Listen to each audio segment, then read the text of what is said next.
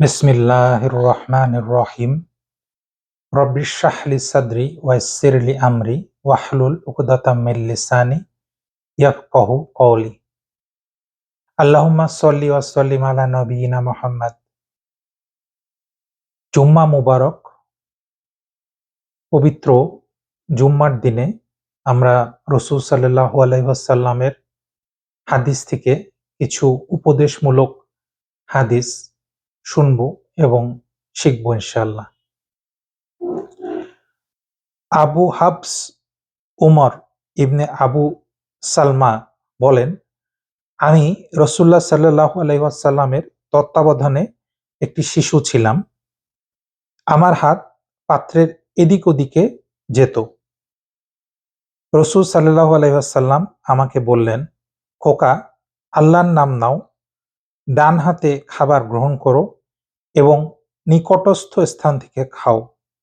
এরপর থেকে আমি সর্বদা তার শিখানো পদ্ধতিতেই খাবার খেতাম।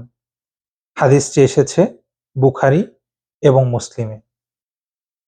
অর্থাৎ এই হাদিসে রাসূল সাল্লাল্লাহু আলাইহি ওয়াসাল্লাম শিক্ষা দিচ্ছেন যে কিভাবে আমরা খাবার খাবো। আল্লাহর নাম নিতে হবে, ডান হাতে খাবার খেতে হবে এবং যে প্লেটে আমরা খাবার খাবো তার সবচাইতে নিকটস্থ স্থান থেকে খাবারটা খেতে হবে।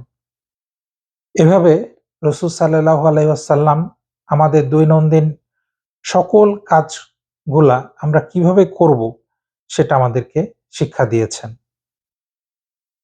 আমর ইবনে শুআইব রাদিয়াল্লাহু তাআলা আনহু বলেন, রাসূলুল্লাহ সাল্লাল্লাহু আলাইহি ওয়াসাল্লাম বলেছেন, তোমাদের সন্তান যখন ৭ বছরে পদার্পণ করবে তখন তাদের নামাজ পড়ার নির্দেশ দাও। ১০ বছরে পদার্পণ করলে নামাজ পড়ার জন্য দৈহিক শাস্তি দাও এবং তাদের বিছানা আলাদা করে দাও। আবু দাউদ নামাজ অধ্যায়। এখানে রাসূল সাল্লাল্লাহু আলাইহি ওয়াসাল্লাম শিক্ষা দিচ্ছেন আমাদের সন্তানদেরকে আমরা কিভাবে নামাজের শিক্ষা দিব।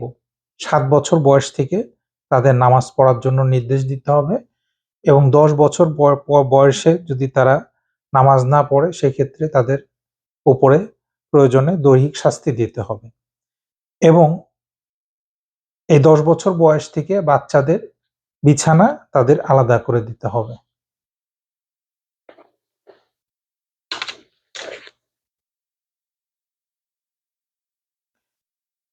আরেকটি হাদিসে আসছে, আবু যর রাদিয়াল্লাহু তাআলা আনহু বলেন, রাসূলুল্লাহ সাল্লাল্লাহু আলাইহি ওয়াসাল্লাম বলেছেন, হে আবু যর, যখন তুমি তরকারি পাকাবে বা রান্না করবে তখন তাতে একটু বেশি করে পানি দিয়ে দিও যাতে ঝোল বেড়ে যায় এবং এখান থেকে তোমার প্রতিবেশীকে দাও। হাদিসটি এসেছে মুসলিম শরীফে।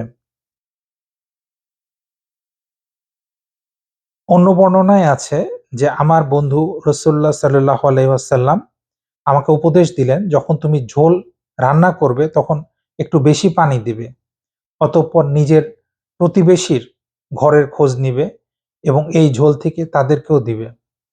হাদিসটি এসেছে মুসলিম শরীফে। অর্থাৎ আমাদের মুসলমানদের প্র্যাকটিসটা কিরকম হবে সেটা হচ্ছে, আমরা যখন বাসায় আমরা রান্না করব তখন এই রান্না থেকে আমরা আমাদের প্রতিবেশীদের জন্য কিছুটা অংশ দিতে হবে। এটা রাসূল সাল্লাল্লাহু আলাইহি ওয়াসাল্লামের সুন্নত এবং যেহেতু সেই সময় মানুষের ভিতরে অনেক অভাব ছিল, অনটন ছিল, এজন্য রাসূল সাল্লাল্লাহু আলাইহি ওয়াসাল্লাম বলছেন যে এখানে পানিটা একটু বেশি করে দাও যাতে ঝোলের পরিমাণ বেড়ে যায় এবং এই ঝোলটা তুমি তোমার প্রতিবেশীর সাথে শেয়ার করতে পারো যাতে তাদের ক্ষুধা নিবারণ হয়।